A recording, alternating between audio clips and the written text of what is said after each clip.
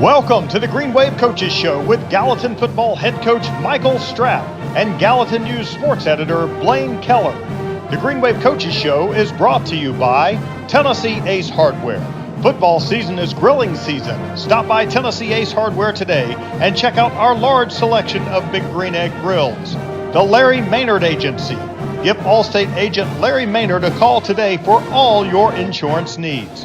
Macon Bank and Trust. For over 100 years, Macon Bank and Trust has offered a true hometown banking experience to help you meet your financial goals. Dairyberry's Heat and Air. Dairyberry's has been voted Sumner County's best heat and air for the past 8 years. For outstanding service, give us a call today. And the Tennessee Highway Safety Office. Remember, fans don't let fans drive drunk. Now, here are Coach Michael Stroup and Blaine Kellar. Football is on a roll, in case you haven't heard, and hopefully we're doing the same here in the Green Wave Coaches Show. I'm Sumner County sports editor Blaine Kellar. He's Tennessee Football Coaches Association Coach of the Week, Michael Stroup. Coach, as we begin this week's show, congratulations on that honor, getting the Class 4A to 6A Coach of the Week after a big win at Green Hill. Talk about that honor to start. I think that got announced just this morning. Yeah, I mean it's something that the Coaches Association has done for the past couple of years, and I don't know how the process actually works, but I think they sent out nominations for assistants. I know that, but anyway, I mean it's the kids and the coaches staff, they earn that, and it's hats off to them for the work they put in, not only last week but all season. So. Proud of those guys. Gallatin's winning streak reached 3 this past week, going on the road to previously undefeated Green Hill. Entered the game 5-0, but the Green Wave came out with a 24-10 win. Coach, we talked a little bit on Saturday right after that win, and I know that you were celebrating a little bit. You were excited about that victory, but between now and maybe Tuesday, have you had a little bit more time to celebrate that with your players? We kind of go. We celebrate the night of, and then we kind of move on. So we've been locked into Cookeville and game planning for them, and what we done last week is in the past, and so we're just going to move ahead and go forward. Can you take us inside maybe what that celebration was like on Friday night, though, and in the time that you did get to celebrate that in Wilson County? I mean, you kind of you get to see the look of the kids' faces, the assistant coaches, their faces. I had a few people tell me I didn't even look like I enjoyed it, but I just, I didn't know we had won yet or something. But, it's just, you get to enjoy the kids and the parents and all those guys and the experience they're having at the moment. But, yeah, I pretty much after that game, I mean, I feel like when I walked off the field, I was pretty much had my mind on Cookeville. Well, in that score, 24-10, all season long we've talked about the offense of Gallatin and the success that you guys have been able to have on that side of the field. But when you put up 10 points, you got to talk about the defense a little bit. Green Wave forced 4 takeaways against a really comeback-minded Green Hill team that picked up a couple of come-from-behind wins going into that game. So just talk about the defense and the fact that they were able to pick off and recover a couple of fumbles. Yeah, the defense played a really good job. They we had 3 interceptions, a fumble recovery, and you kind of get nervous there in the beginning because of the quarterback kind of getting out and running around a little bit. But then we were able to hem that up the second half, and I remember telling the guys at halftime. They're a second half team, and their third quarter have been their most explosive quarters, and we've got to do a really good job of hemming them up and doing some special things defensively. And I had thought about onside kicking coming out of halftime, and then we decided, hey, let's let the defense play, get a 3 and out, and let's get the ball back. And so we decided to kick off and let the defense come out, and then they did. They got a 3 and out, and I remember the first play they tried to quarterback draw again and whatnot, and we hit it for a 2-yard loss. So kind of felt right there the kids were locked in, and we had talked about all week of having bad intentions and things like that. And so the kids came out. It was a physical football game. It was some really good hits being processed out there on the field on both sides. But really proud of the defense, proud of the defensive staff and the game plan they put together. They worked hard all week. So, yeah, it helps, especially on the offensive side when, you can score 24 points and still win. Yeah, I mean, whenever you have that second half shutout, obviously you've got something to hang your hat on defensively there. And maybe looking at a couple of weeks before, you play well defensively at Warren County, at Dixon County too. But whenever you have a really vital region game hanging in the balance there and you're facing a team like you mentioned that has a lot of firepower in that third quarter, just how important was it for the defense to step up in that second half and show that they can play against some top talent? Oh, no doubt. Again, proud of the kids. And, it was big for them to come out and put on the performance they did. And so, again, the kids, it all started in practice that week. It was Monday. I think we had the Monday off. Maybe we did not. I think it might have been last week. But anyway, it all started on with scout team. Tyrone Robinson over there running the football, and he's running hard. And then you got Malachi Harper over there. He's running hard. So those guys are having to wrap up and tackle them and bring their A game on the first team defense. So it all starts there in how we practice and how the tempo is defensively.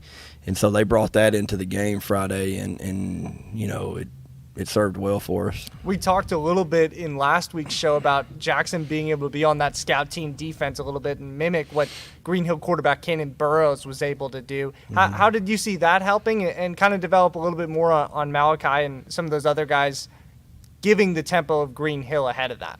Yeah. I think Monday and Tuesday we had Jackson out there on scout team and had him throw some balls and maybe a little bit on Wednesday. I had to limit his throws Wednesday, but yeah, you get out there and we can zip it around and kind of give them a little bit better look maybe sometimes, and so, but all those guys chipping in, man, all those guys that. A lot of people or a lot of kids sometimes think that, hey, I'm gonna play scout team, so I'm not. I don't mean much, but those guys are very important, and especially when they give us the effort. So that's our time as coaches to evaluate guys that we may see in the future playing for us, and that's why I always tell them, hey, effort's important because that's when you're being evaluated in practice that way. JV games the same way, but we want to be able to go out there and give a good effort, because if you can give a good effort scout team, then I know I can get a good effort out of you going forward if you happen to make a first team position. So we brag on those kids, and again they set the tone for us last week and got the defense going. So, and it's pretty much started again this week. Talking about that defense, for the first time this season, our Gallatin News Player of the Week goes to defensive player Adrian Barksdale. He had 2 interceptions, 3 receptions for 42 yards on offense, and I think 6 tackles too. What did you see out of him that allowed him to be so successful and have kind of a standout game both ways? Well, I think AB does a really good job of making plays for us. He's a very eccentric person, but he does a really good job of getting to the football. If we could just settle him down sometimes he gets really excited, but he's a good complement to LaDamian out there. So I thought both of those guys played really well on both sides of the ball. But AB's getting a little bit more comfortable on the offensive side, and he was able to help us the other night. And defensively, again, 2 turnovers, 2 picks, really big picks. So, yeah. Was Green Hill not scared to throw his way after that first interception? I feel like most times whenever maybe a game plan, doesn't go the way an offense wants it to and you get picked off by somebody at the cornerback spot, you don't want to target them again. But were they not afraid to throw it his way again? How did he kind of step up to that challenge? I don't know. I imagine you'd have to ask them that. But I think that, with AB, you know, that first one he made in the end zone, and he just ran with the guy. And actually, you know, I think LD might have been out of position a little bit. I wish he would have stayed in the middle, but he kind of came up on a curl or something, a dig route. But I think AB the AB does have a nose for the football, and he knows that he's got opportune times to make plays. He's getting a little bit better at that. So again, I think it's just last week's reps in practice, you know, getting one-on-ones in and ball drills, and so that kind of carried over to Friday night. We can't go a week on the Green Wave Coaches Show without talking about the offense. 271 yards for Gallatin, surprisingly the fewest all season. Still a really nice mark to hit for an offense, though, whenever you're nearing the 300 mark or at it each and every week. Did you feel like your offense made the most of the opportunities they had, though, despite not getting maybe those huge chunk yardage that you've been able to get in the past? I think we went out there and executed the game plan the way we wanted to. We probably didn't have the number of snaps we usually have because we kind of controlled the game clock a little bit, and you know, we wanted to go in there and be physical and run the football, and you know, I think we ran it 27 times, 28 times to, you know, 18 passes. So, you know, you kind of establish the fact you want to get a ground game going, and so, you know, somewhere around the end of the third, maybe the beginning of the fourth quarter, we started kind of holding the ball a little bit longer and not worried about tempo as much, and kind of just, you know, bled the clock a little bit and took a little bit of time of possession from them, having a 14-point lead. So really proud of the offense and how they were able to. I think we punted 3 times, 2 of them in the second half, 1 of them in the first half. So I was really proud of them and the way they were able to handle themselves when sometimes, you know, offensively we can get back there and get a little herky-jerky and want to play fast and quick. So, you know, they did a really good job controlling the tempo over there. Well, you passed 18 times but had 3 passing touchdowns in there. Jackson Stroup brought his season total to 18 and took the single-season Gallatin record for passing touchdowns in the season. When we talked Saturday, Coach, you said that's just as much credit to Jackson as it is to Zakai and Brinkley in the backfield, to your receiver core. But I was curious, with the history of Gallatin football really focusing on the run, how does that factor into Jackson being able to eclipse that record with 4 games to go in the regular season? Yeah, just offensive philosophy that's been here in the past. It's just been a run-oriented program, you know, and you know, when you throw the ball like we're able to throw the ball, then, you know, you're going to score in the air some. So, I mean, I think, you know, last year we had 35 passing touchdowns at the school I was at. So, I mean, it's going to happen, you know, and there's situations where, you know, the other night we were on the 3 or 4 yard line, and I'm calling a run play, and, you know, Jack looks over there and LaDamian's got a 5'9" corner on him, and so he just kind of threw it up to him to make a play, and that's where it's at. You know, that's the RPO of it. You know, you call a run play, and then the quarterback has the option to take the matchup he wants. So I mean that's going to play a factor in it too. But those guys on the other end of those passes have as much to do with it as the quarterback does, and the guy in the lineman up front. You know, they protect him and give him time to throw the ball. So, you know, all those guys play a part in it. Gallatin made history in more ways than one when going to Wilson County this Friday. They'll try to make it 4-0 and surpass last season's win total when hosting the Cookeville Cavaliers this Friday. Stick around and we'll get right into that on the Green Wave Coaches Show. Macon Bank and Trust Company is a proud supporter of the Gallatin Green Wave. For over 100 years, Macon Bank and Trust has offered a true hometown banking experience to help you meet your financial goal. We are local people with local decision-making and ready to serve you. Derryberry's Heat and Air has been proudly serving the Middle Tennessee area for over 35 years. We have been voted Sumner County's best heat and air company for the past 8 years. For outstanding service, call Derryberry's at 615-452-8121. Football season is grilling season. The Big Green Egg is the perfect grill for everyone, from the backyard cook to the world's most acclaimed chefs. Stop at Tennessee Ace Hardware today and check out our large selection of Big Green Egg grills. It's the perfect grill for any grilling need. As an Allstate agent in Gallatin, Larry Maynard knows many local families. His knowledge and understanding of the people in this community helps him provide customers with outstanding service. Give Larry a call at 615-452-1500. It was just a few drinks. I'm good. I thought it was good. After every game, we always have a few. It's no big deal. It was no big deal. Hey, I can hold my liquor. I thought I could hold my liquor.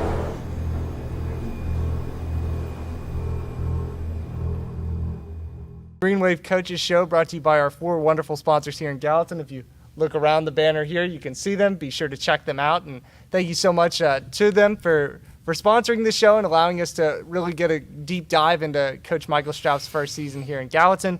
Thank you to Main Street Media Television for keeping us afloat week in and week out, getting this set up. Not something I'd like to do myself. So, Coach, as we jump into a preview of this week's game, I know 3 weeks ago I joked about kind of a tough road stretch that Gallatin was going to have, at Warren County, at Dixon County, at Green Hill. And, of course, you guys go win all 3 of those. You win 3 of 3. But on the flip side of that, 0-2 at home. So when going into this Cookeville game this Friday, how important is it for you guys to pick up that first win at home? Oh, I think it's important, and I think some of the kids mentioned it yesterday at practice, and how they want to, bring a win home at home, and they haven't had one there yet. So, it's important for us, but it's also important to understand that you've got a Cookeville team that's 3-3 and are a very well coached team and hard nosed team. So, we've got to get to work and put our best foot forward and get after it for Friday. Yeah, whenever we were previewing Warren County, I gave you one side of the equation, saying is there a possibility or a danger, a temptation for this team to look ahead to Green Hill?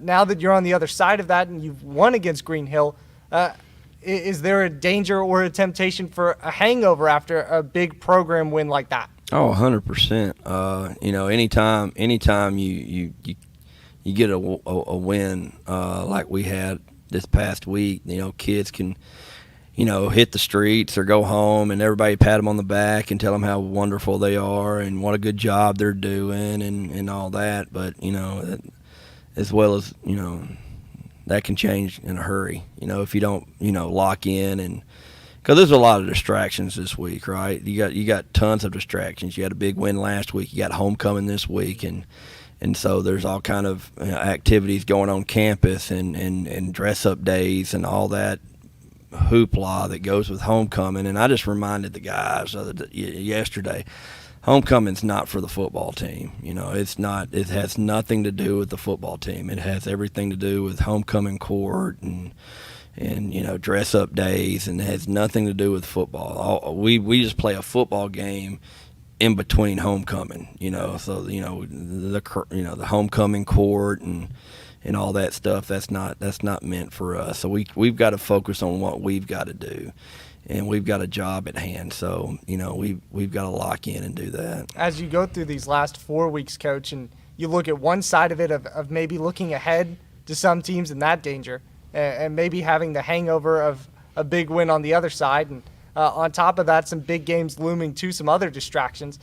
Is there a recipe that you've kind of found that helps your guys lock in and stay focused on either side of that? I just remind them to play one play at a time. Be 1-0 at the end of the week, and focus on the task at hand. And don't get too confident and don't get too low. And just kind of be even keel. Talk about not. I don't want to look at a scoreboard while we play. I just want to play that play. So it's that mentality, and it's a constant. Echo. You got to say it every day. So it gets kind of repetitive, but you just got to do it and kind of have that mindset. It's just like, coach of the week this week, but I could be the toilet coach next week. So, you just got to get the kids prepared. And, when you got a good coaching staff and they can focus kids up and get them to hit the reset button and strap up and do it again, then that's a sign, I think, of a good program. As you prepare for another region game against the Cavaliers, is there anything that this team presents that maybe the last three haven't? I mean, I think they're a physical football team. They play fast. Offensively, they want to, they want to block down and kick out and get after it. They got a quarterback back there that it pretty much puts the shoulders, put it on his shoulders, and he's a running quarterback, which we've struggled with. It's that we have. So we've got to do a really good job of zeroing in and understand what they do and do well and not let them do it so well. Offensively, they're a good football program. They get after the football. They got 4 D-line guys that really get after it. Linebackers are really well coached, and they're good in the secondary. They just had some things just not go their way this year. But they're, again, every coaching staff in America and every team should be wanting to change that, and I'm sure they are. 4 games to go for Gallatin until the regular season wraps up. It feels like it's gone in a little bit of a blur already, Coach. But after that win at Green Hill, you find yourself in second place in Region 4-6A. As you look through these last 4 games of the season, 3 of which I'm pretty sure are region games. Does that add anything into the last stretch as you look toward that next step? Add what? Anything. I mean, I just want our kids to play well. I don't really look into it and figure out what place we're going to be in or whatever. They make a bracket at the end of the day, and hopefully you're one of the top 4 teams that get in that bracket. You just need to get in it, and then we just start 0-0 all over again, and we'll find out where everybody else finishes up. But as far as polls and places and standings, I don't really look much into it, so. Well, a home playoff game certainly means something to you and your guys, especially when having only 4 regular season ones, right? Well, I think it means something to the program. I think it means something to the community and in the school. But at the end of the day, as a coach, you just want to get to the dance. I don't care who I'm dancing with. I just want to get there. So would it be nice to have a home playoff game? Yeah, but the way the TWAA does it, costs you more money to host a playoff game than it does on the road. So, financially, I don't know who would win out on that. But, again, I just want to get to the dance. It's all about just getting to the playoffs as the regular season reaches its final stanza, if you will, here in Gallatin. We'll take one more break. When we come back, one fun question with Coach Michael Stroup. As an Allstate agent in Gallatin, Larry Maynard knows many local families. His knowledge and understanding of the people in this community helps him provide customers with outstanding service. Give Larry a call at 615-452-1500. Football season is grilling season. The Big Green Egg is the perfect grill for everyone. From the backyard cook to the world's most acclaimed chefs. Stop at Tennessee Ace Hardware today and check out our large selection of Big Green Egg grills. It's the perfect grill for any grilling need. Dairy Berry's Heat and Air has been proudly serving the Middle Tennessee area for over 35 years. We have been voted Sumner County's best heat and air company for the past 8 years. For outstanding service, call Dairy Berry's at 615-452-8121. Macon Bank and Trust Company is a proud supporter of the Gallatin Green Wave. For over 100 years, Macon Bank and Trust has offered a true hometown banking experience to help you meet your financial goal. We are local people with local decision-making and ready to serve you. Watch it! Did that guy even see that girl on her bike? Just like looking for other cars before switching lanes, drivers should keep their eyes out for those traveling on bikes. When a crash occurs between a vehicle and a bike, it's the cyclist who is most likely to be injured. Give cyclists room and do not pass too closely. Riders have the same rights and responsibilities as those behind the wheel. Be aware, be alert. Brought to you by THSO, the Tennessee Highway Safety Office. One fun question here with Coach Michael Stroup as we close out the Green Wave Coaches Show. And the big win and the excitement around Gallatin really got me thinking after this Green Hill game. Across your coaching career, whether you were an underdog, you made it to the state championship game twice, you've obviously had your first win as a head coach, period. What's your favorite win of all time?